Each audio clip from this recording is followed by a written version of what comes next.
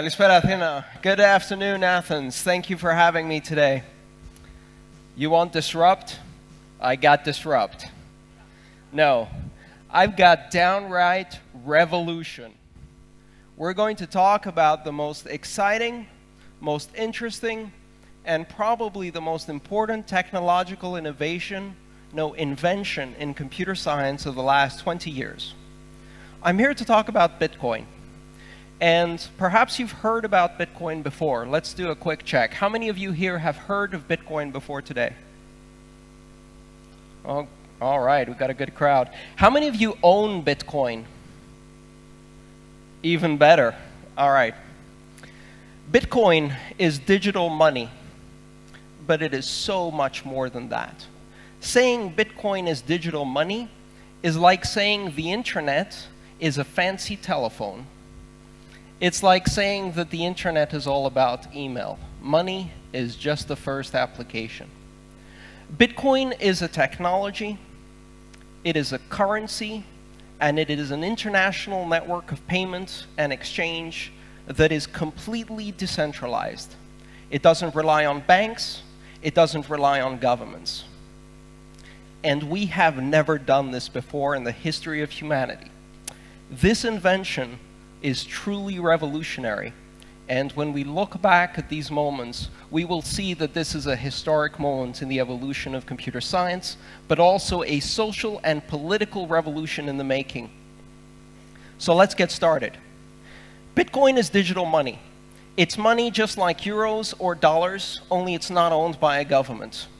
And you can send it from any point in the world to any other point in the world, instantaneously, securely, and for minimal or no fees at all. 2 days ago, we saw one of the largest transactions ever recorded on the Bitcoin network, where someone transferred $150 million between two Bitcoin accounts in 1 second for 0 fees. And just that allows you to grasp how disruptive this technology is going to be in terms of international payment systems. But this is just the beginning. Bitcoin is a digital currency that came into existence in 2008 as an invention by a person called Satoshi Nakamoto. And he published a paper where he posited that he had found a way to create a decentralized network that could achieve consensus, agreement, without any central controlling authority. Now, if you have studied computer science or distributed systems, this is known as the Byzantine general's problem. It was first posited in 1975, and until 2008, it was an unsolved problem. But we immediately understood the importance of solving this problem, and Satoshi Nakamoto said, I have solved it. And guess what happened next? Everybody laughed and ignored him and dismissed him. And he published this paper, and then 3 months later, he published software that allowed people to start building the Bitcoin network. Bitcoin is not a company. It's not an organization.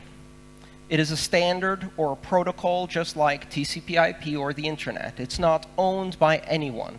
It operates by simple mathematical rules that everyone who participates in the network agrees on. And through this simple mechanism, and through the invention of Satoshi Nakamoto, Bitcoin is able to allow a completely decentralized network of computers to agree on what transactions have occurred on a network, essentially agreeing on who currently has the money. So if I send money from my account to somebody else's account in this peer-to-peer, completely decentralized network, it's just like sending an email. There's no one in the middle. It just goes from my computer, where the money is stored, to the recipient's computer with no intervention. And the entire network, every 10 minutes, agrees on what transactions have happened without any centralized authority, by a simple election that occurs electronically. This particular solution, this invention, is far more important than currency. Currency is just the first app. Just the first application that you can build on a distributed consensus system. Other applications include distributed fair voting, stock ownership, asset registration and notarization, and also many other applications we've never thought of before. I discovered Bitcoin for the first time in 2011, and since the internet, I have not felt this feeling of being completely overwhelmed by the possibilities that I saw. I was there at the dawn of the internet in 1991 when it was pre-commercial, and I could see that this was going to change the world, but couldn't tell everyone around me because no one believed me. And I have that exact same feeling about Bitcoin. Now, some of you may have heard of Bitcoin as a currency, as a system of money that is currently going wildly high in price one day and wildly low in price the other day. And what I'm here to tell you is to ignore the price, and to ignore Bitcoin the money, and understand Bitcoin the technology, the invention, and the network it creates. Because if we mess up the money, we'll just reboot another currency. The invention of Bitcoin, the technology that makes it possible, cannot be uninvented. And it creates the possibility for decentralized organization on a scale never before seen on this planet. And here's why it's important to me. Today in the world, approximately 1 billion people have access to banking, credit, and international finance capabilities, primarily the upper classes, the Western nations. 6.5 billion people on this planet have no connection to the world of money. They operate in cash-based societies with very little access to any international resources. They don't need banks. 2 billion of these people are already on the internet, and with a simple application download, they can immediately become participants in an international economy using an international currency that can be transmitted anywhere with no fees and no government controls, and they can connect to a world of international finance that is completely peer-to-peer. So Bitcoin is the money of the people. At its center, simple mathematical rules that everyone agrees on and no controls. The possibility of bringing 6.5 billion people into productive society by connecting them to the rest of the world is truly revolutionary.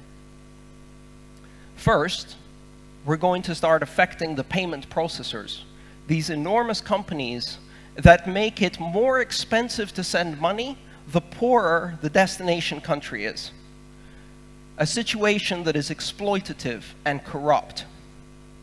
And these organizations make enormous amounts of profits for a function that can be done in Bitcoin for free. So, as the adage of the internet once went, I just replaced your entire industry with 100 lines of Python code. And that's exactly what we're doing with Bitcoin. How can you use Bitcoin today? Simply speaking, Bitcoin can operate as a currency, and you can think of it as buying a foreign currency. You can connect to an exchange over the web, you can wire some of your euros, and then you can use those euros to buy Bitcoins at the current exchange rate. But that's not really the right way to do it, because we're entrepreneurs, right? We want to disrupt. So, the best way to do it is to find a product or service that you can offer that someone with Bitcoin wants to buy, and to start earning Bitcoin. If you think about starting up a business within an international environment, there are two primary barriers to becoming a global business. The first barrier is that it is difficult to transport products and services across borders. And with the internet, we solved that, because we can now create products and services that are virtual, that we can sell anywhere in the world. So we can deliver the product. But we still had one big problem. How do we get paid? Bitcoin solves that part. It now allows us to receive payments from anywhere in the world instantaneously. The Bitcoin network allows any individual to send an amount that is as small as 100 millionth of a Bitcoin, which in today's term is a very, very tiny amount of money. You can't do that with today's money and payment systems. Credit cards were made in the 1950s, and they were most certainly not made for an internet age. But Bitcoin is made for the internet age. So if you can suddenly send payments that are 1/100th of a euro or 1,000th of a euro, you can sell content. You can do microtransactions. You can collect payments from millions of people in tiny amounts and make them in aggregate be worth something. And on the same network where you can send 1,000th of a euro or even 1,000,000th of a euro, you can send 1,000,000,000 euros or 1,000,000,000,000 euros. And the fee will be exactly the same because it depends on the size of the transaction in kilobytes, not the content. So let's look back at the internet and see what lessons we can learn about why Bitcoin is important. One of the most important principles on the internet is neutrality. The internet doesn't distinguish between a large organization and a small organization. It doesn't know the difference between CNN and an Egyptian blogger. And it gives the possibility for an Egyptian blogger to speak to the world with the same power of voice that CNN has. Bitcoin is neutral to sender and recipient, and also to the value of the transaction. And that means that it gives every citizen and user of Bitcoin the ability to innovate in terms of financial innovations and instruments, in terms of payment systems, and to use the currency with exactly the same facility that a bank has. You become Citibank, and you can operate on the same level as Citibank. And that is truly revolutionary. It takes a hierarchical system of international finance that up to now has achieved security by limiting access, because that is the main method of trust on our payment systems. You can't get in unless you're vetted.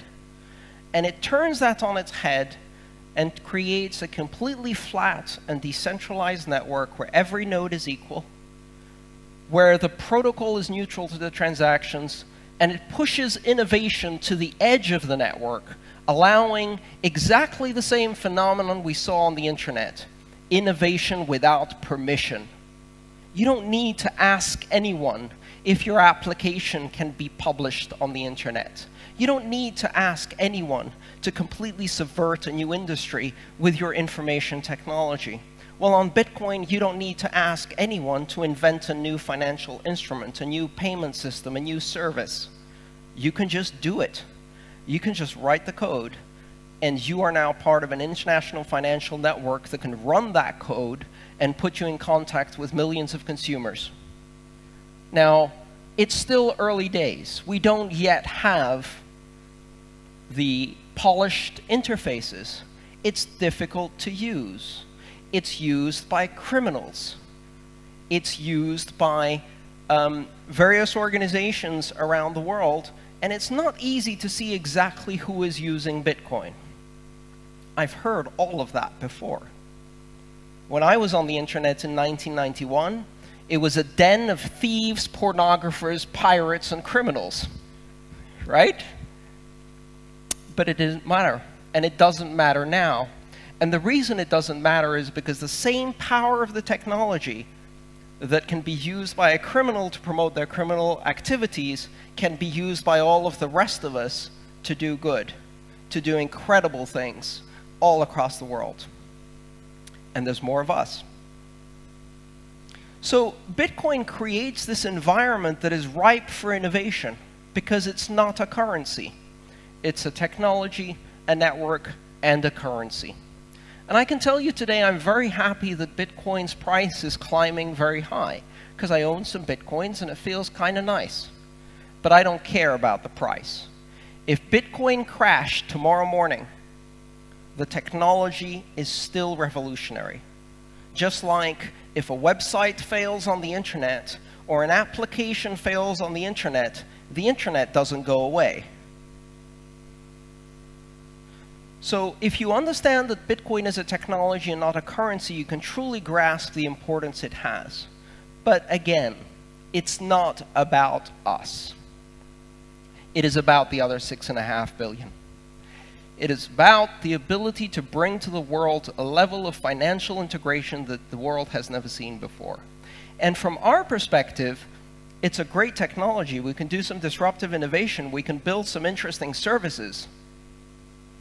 But if you're a Kenyan farmer who's trying to raise money in order to buy seed, and now you could do decentralized peer-to-peer lending and reach out to lenders all across the globe, this is not a technology, right? This is truly life-changing. So understanding the impact Bitcoin has on the vast majority of the world that lives under repressive and corrupt regimes with central banks that impose hyperinflation of 30% a month, it's much more important to see how Bitcoin can affect all of those people. There are 2 billion people on the internet, and only 1 billion of them have bank accounts, and we can change that. And it's not going to be easy. Make no mistake about it. When you throw a disruptive technology into the middle of the most powerful organizations on the planet, they don't like it. And right now, we're still in the early stages. To use the trite expression, first they ignore us, then they laugh at us, then they fight us, then we win. We're still at the laughing at us stage. And that's quite all right, because by the time they get to fighting us, they've already lost. Because this technology just went global with the introduction of more than $2.5 billion from Chinese investors who discovered a counterbalance to the world domination of the global reserve currency of the US dollar. There are 193 currencies in the world, but there's only one international currency. There are 193 currencies controlled by central banks and governments, but there's only one mathematical currency today, and that's Bitcoin. And we are going to build more of them. Cryptographic currencies are going to be a mainstay of our financial future. They are going to be part of the future of this planet, because they have been invented. And it is as simple as that. You cannot uninvent that technology. You cannot turn that omelet back into eggs. So understanding that we already have more than 100 competing currencies in that space shows how quickly innovation has exploded, and even beyond Bitcoin, the currency. There are many other altcoins, alternative coins as they're known, that use the very same basic technology of a decentralized asset ledger using consensus in the network with Satoshi's algorithm in order to achieve other forms of currency. Currencies that are inflationary, currencies that are deflationary, currencies that use demurrage or negative interest rates, currencies that are charitable and redistribute a proportion of the income to charitable organizations. We can invent money non-stop and create new forms of money and the instruments. At the end of the day, Bitcoin is programmable money. And once you have programmable money, the possibilities are truly endless. We can take many of the basic concepts of our current system that depend on legal contracts, and we can convert these into algorithmic contracts, into mathematical transactions that can be enforced on the Bitcoin network. And as I said before, there is no third party. There is no counterparty.